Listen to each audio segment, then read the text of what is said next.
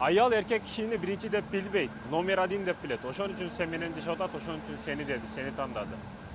Аял киши урматтуу мекендешим, бул башыбыз, бул желкебиз ар дайым сүйөнүү үчүн, таянуу үчүн.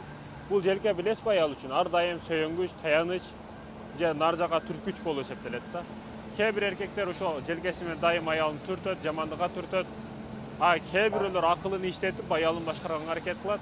Урматтуу мекендештерим, негизи айта турган маселе, аял киши үчүн биздин башыбыз нефти жеш үчүн эмес, ар дайым келген учурда эс ала турган, рахат бере турган, бүткүл дүйнө түшүнбөй жаткан учурда да ошо аялың түшүнөт.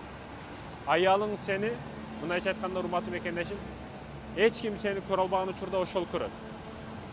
Сен көрбөй, дүйнөнү көрбөй калган учуруңда дагы ал көзүңө көз болот.